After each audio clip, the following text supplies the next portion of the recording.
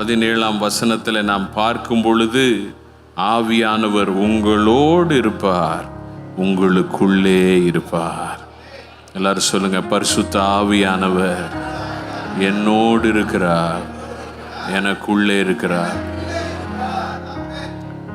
இந்த அபிஷேகம் செய்கிற காரியம், அபிஷேகம் நிந்தையின் ஆவியை அழிக்கிறதா இருக்கிறது. நிந்தையை அழிக்கும். பரிசுத்த ஆவியின் அபிஷேகத்தில் நீங்க நிரம்பும் பொழுது எல்லா நிந்தைகளையும் அந்த அபிஷேகம் அழித்து போடும்.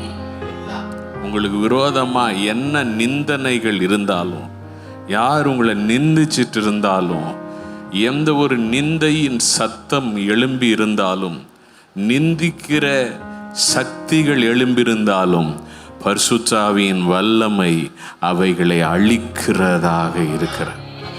ஹல்லேலூயா. உங்க வலது கையை உயர்த்தி ஒரு நிமிஷம் பரிசுத்த ஆவியில நிரம்பி செபியுங்க.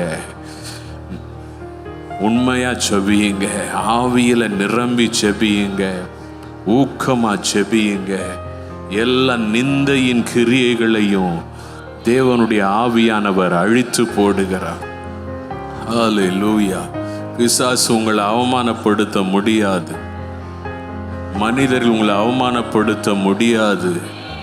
தீய சக்திகள் உங்களை அவமானப்படுத்த முடியாது. எரிச்சலின் ஆவிகள் உங்களை அவமானப்படுத்த முடியாது. பொறாமையின் சக்திகள் உங்களை அவமானப்படுத்த முடியாது. ஹல்லேலூயா, ஹல்லேலூயா. எந்த மனுஷனும் உங்களை அவமானப்படுத்த முடியாது. அவமானப்படுத்த முயற்சிக்கிற எல்லா அந்தகார வல்லமைகளையும் பரிசுத்த ஆவியின் வல்லமை இப்பொழுது அழித்து போடுவதாக.